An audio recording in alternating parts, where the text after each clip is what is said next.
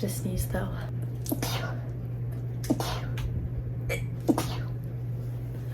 Well, now that's out of the way. Hi, my name is Macy if you don't know me, and if you do know me, hi, welcome back. Today I'm going to show you how I make my thumbnails.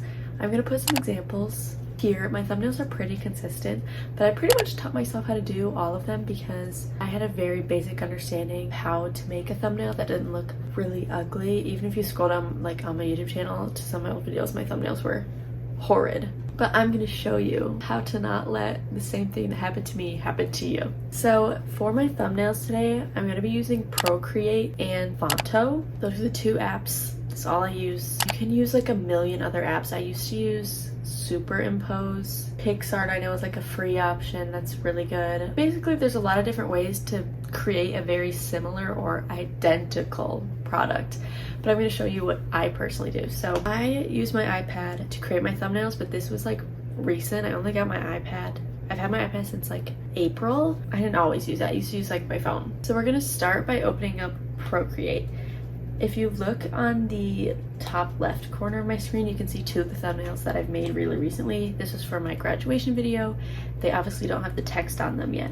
And then this one is for my weekend in my life video. So I'm going to start with clicking the plus button, and when I click new canvas, if you didn't know, the dimensions for a YouTube thumbnail are 1280 pixels by 720 pixels, and if you see down here they have some that are like that size, but I always just do the untitled canvas, like the custom canvas, and it's just width 1280, height 720. So the first thing I'm going to do is go to this little, it's like a wrench, and you click add photo, insert a photo. So here's my first background image. I'm gonna put it to one side, and I'm gonna do two photos in the background. That's like what I most commonly do. I think I'm actually gonna move this other picture over here. I want this one on this side, I think.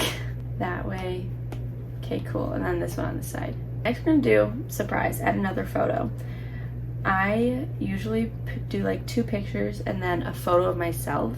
So I took this photo, and what I'm gonna do to edit this is I'm actually gonna uncheck the inserted image part and uncheck the background color part.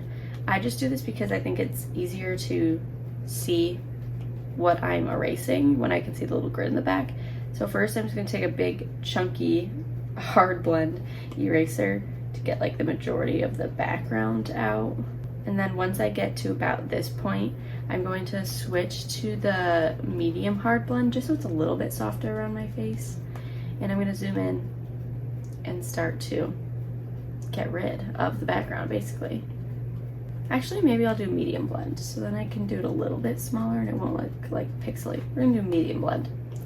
It doesn't really matter what kind of eraser you use. I'm going to like outline the edges of it anyway, so it doesn't really have to be that clean of erasing.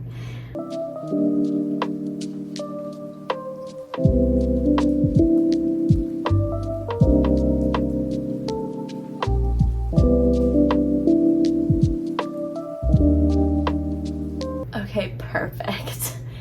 Finally managed to cut myself out. So now that I've done this, I'm going to re-add in the inserted image. I really don't need to add in the background color, but I'm gonna adjust myself wherever I want to put myself. Right there is perf. No, I'm kidding. So I'm gonna make sure that my angle is on 0 just because I don't want myself to be tilted. And I'm just gonna adjust myself around. Okay, so that has me like pretty centered. So I basically use like two different brushes, period. It looks like this. It kind of looks like a pencil, like that. I use it to do hearts and little doodles and what have you, but I use, like, to make it kind of look like chalk, I use the Vine charcoal brush. If I want to do something that's like completely opaque, I use the monoline brush on Procreate.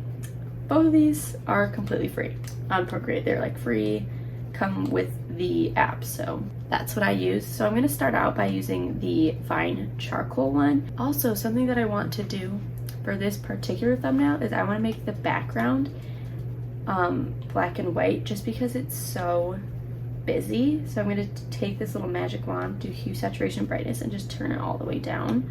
So then when I outline myself, it's like pops out more. I'm just going to outline myself around the edges.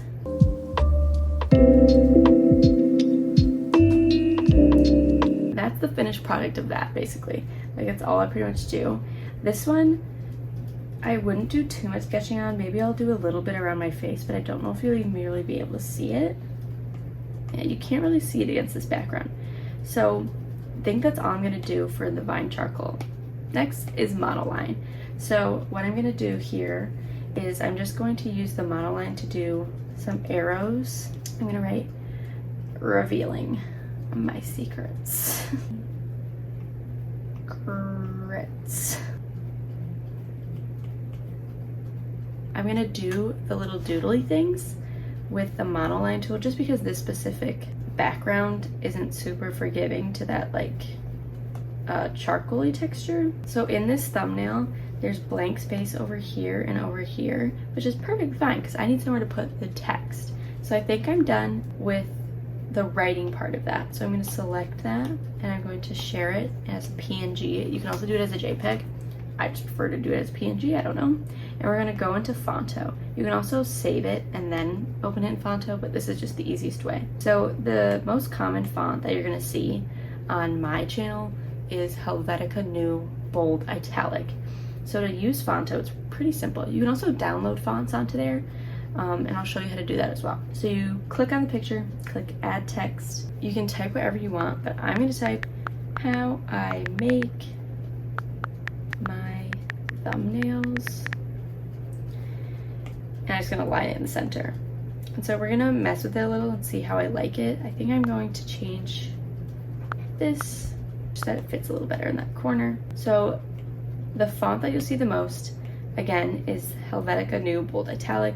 I also sometimes use Keep on Truckin', not super often, and I usually do white with a black outline. But I also have done black with a white outline. I think I'm gonna do black with a white outline for this specific thumbnail just because I think it looks better. I'm just gonna move it around to see where I want it. I'm also gonna do a little drop shadow, I think. Yeah, there we go. I like that better. So to do that little drop shadow that I just did, I kind of did that really fast. You're gonna go to shadow and it's gonna go on alpha 0, but drag it all the way up to 100. If you want it to blur, you can have it blur, but I don't want it to blur. And then to adjust it, you drag these X values, so the farther you go to the left of the scale, the farther left the actual like writing is gonna go, and then the Y would change the angle. So I'm gonna do that. But let's say that you wanted a different font. So I use dafont.com, dafont.com. I kind of like this brandy one, so you can look them up on the top up here in this little search bar. I'm gonna do this one. I'm gonna click download it, and then so I'm gonna open up the file and it says .ttf, that's the font. And so I'm gonna click this little share button and open it in Fonto, and it'll say install, and I click install. Install successfully. So then if I went here and I wanted to change that, I'd go my fonts and switch it to Brandy Regular, but that's not the font that I want today. So we're gonna do Helvetica New Bold Italic because that's just who I am at my core. That is all that I do. It's pretty basic, it's not super hard. The final thing that I do is save the image as a PNG, and what you want to make sure when you go into this photo, ignore that it says 1:06 a.m. When you go into this photo, you're going to want to click this little I button and make sure that it's not above 2 MB. So YouTube doesn't allow you to upload files for thumbnails that are larger than 2 MB. So I think that's megabytes. Correct me if I'm wrong, but I'm pretty sure it's megabytes. So just make sure that it's not, because I've had that happen to me and then I have to like redo things or like put it into a different thing and then save it in a different way and it like messes with the quality. But that's all I do for my thumbnails. It's not super hard. If you notice, I'm wearing that same outfit. It's crazy. I wonder if this photo is taken today. That is how I make my YouTube thumbnails, and I hope that was helpful for you, because when I started out doing thumbnails, I had no idea what I was doing, and I was like constantly looking at other people's, trying to be like, how did they get this to look like this? And obviously my thumbnails are pretty simple, but that's how I like them. So that's all. Thank you so much for watching. I hope that this was helpful to you, or you at least enjoyed watching it, and I will see you in the next one. Bye.